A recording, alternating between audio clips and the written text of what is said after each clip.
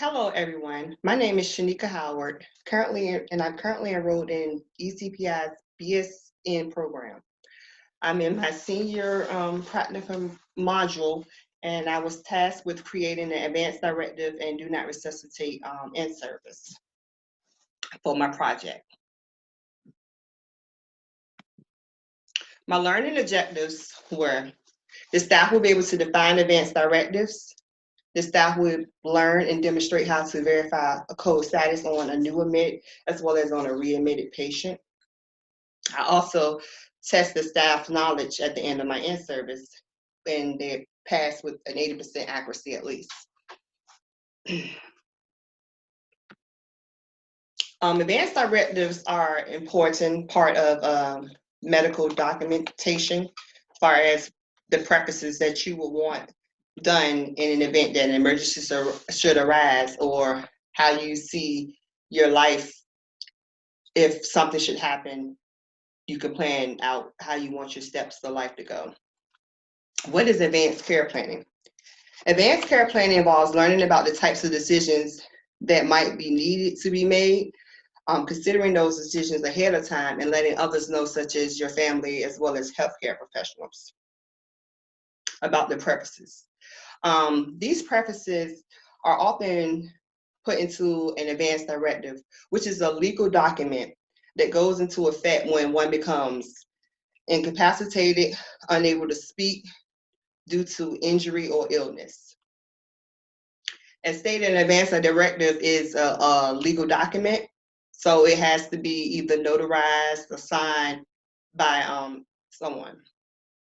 How do you make your wishes known?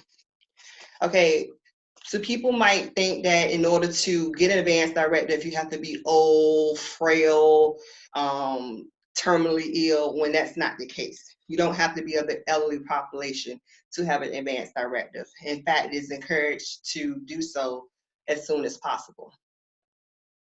Advance directives refer to treatment preferences and the designation of a surrogate decision maker in the event that one is unable to make medical decisions on their behalf. How do you make your wishes known? You make your wishes known by creating either a living will or having a durable power of attorney for health care. Advance directives can be stopped at any time in writing, as long as you're able to mentally dictate what goes on with yourself.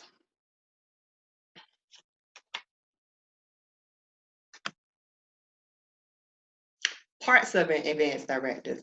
There are several parts of advance directive, but the two main components to advance directive is the living will and the durable power of healthcare. The difference between the two. Okay, a living will describe the treatment that one would like to have in the event that they become terminally ill or unconscious. Two physicians must confirm that you are unable to make your own decisions medically, as well as when you have a durable power of attorney, that states who can make medical decisions for you. And typically people would talk over with their family members about what they want done in an event that they become nonverbal and can't speak for themselves. They typically tell the family member, okay, this is what I want done, this is what I don't want done. Okay, as the laws in each state differ from place to place about your living will or your durable power of attorney for healthcare, but it normally it's upheld in the event that an emergency should arise. You also have what they call a post, also known as physician's orders for life-sustaining treatment. A post dictates what you want done, and is normally given to a person which is like terminally ill, and the physician signs off stating that this is your wishes. And you may wish not to have CPR done. You may wish to not be on a ventilator. You may wish to not have a tube feeding. Those are all your wishes, and it can be granted medically with an advance directive. You just have to make sure that it's, like, again, I said, notarized, signed off. You have to make sure that the doctor also signs off on, your post. When in reference to a DNR, that means you do not resuscitate orders, stating if in the event that your heart should stop beating or you should stop breathing, you don't want any medical attention. You want to be left to be at peace. I covered all the other possible things as far as the ventilation means that you don't want to be on a breathing tube for no reasons. You don't want to be on a, and that's your choice. Or you can choose to say, hey, I want to be on a ventilator, but I want to be on a ventilator for 30 days in the event that something should happen. Tube feeding, that's the same. You could say, I want tube feeding or I don't want tube feeding. Even your organ donation, you can dictate whether or not you donate your organs. There's a difference between palliative care as well as comfort care. See, palliative care is put in place to maintain one's health, to keep them stable, good, and make one feel better about their diagnosis or whatever. That's the palliative care. Comfort care is put into place when you are giving a person 6 months or less time to live, and that's when you put comfort care in place. Comfort care involves like pain management as well as that in palliative care, but it's your choice.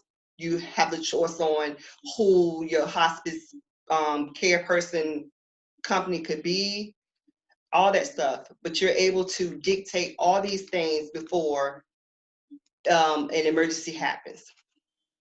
In conclusion, advance directives are a very important legal document to have, and one should maintain one throughout their life. You can start it at age 18. What you choose at age 18 might differ from when you turn 40. That's why you can create it and take it back, give it back again, write another one, however you choose.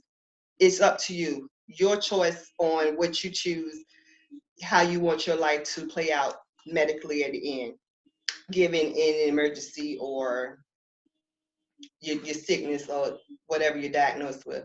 So in conclusion, again, advance directives are a very important document and one should want to have one.